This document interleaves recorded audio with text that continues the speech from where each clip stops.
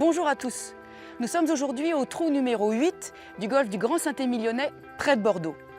Ce trou caractérise ce que l'on appelle en architecture le trou risque-récompense ou risk-reward. 3 options de jeu s'offrent à vous. Première option, jouer la sécurité au milieu du fairway tout en évitant le bunker de droite. Vous pouvez néanmoins avoir les pieds légèrement en pente à cause du plateau. Deuxième option, un peu plus longue, jouer le plateau du fond à gauche. Cela vous permettra d'avoir les pieds à plat et d'être au même niveau que le green. Et troisième option, qui constitue véritablement le trou risque-récompense, tenter le green. Il faudra bien entendu vous assurer que vous aurez porté le petit pot bunker qui se trouve à 20 mètres devant le green et que vous n'irez pas au-delà du green, car il s'agit d'un green très ferme, surélevé et en dôme.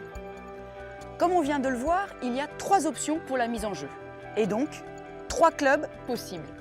Je vais démarrer pour ma part avec un fer 4 pour essayer donc de viser le milieu du fairway, éviter le bunker de droite et ne pas me retrouver avec les pieds légèrement en pente.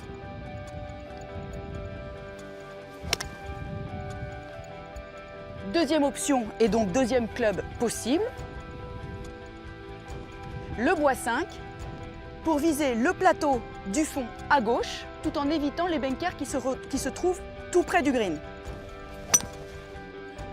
Nous voici à la troisième option. Je vais prendre un driver pour essayer donc de porter le bunker qui est situé 20 mètres devant le green et pour essayer donc d'arrêter la balle sur le green, surtout pas le dépasser car il s'agit d'un green surélevé, très ferme et en dôme.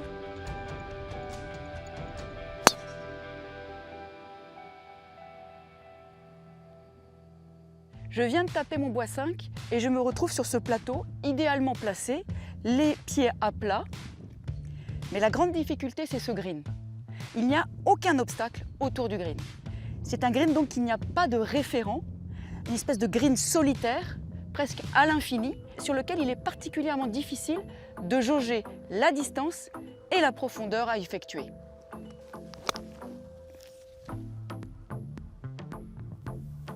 Je viens d'effectuer le coup idéal sur le plateau de gauche, mais si j'avais joué plus la sécurité au milieu du fairway, j'ai un deuxième coup qui peut s'avérer très difficile lorsque le drapeau est court ici.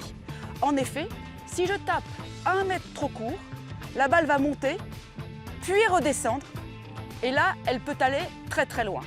Au contraire, si je tape un tout petit peu trop fort pour justement m'assurer de monter sur ce dôme, la balle pitch milieu du green et peut redescendre très très loin.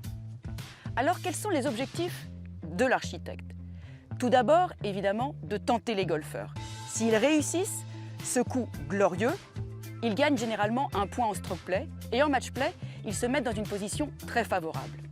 Mais le deuxième objectif, c'est également d'animer le parcours et de créer de la variété et de l'amusement.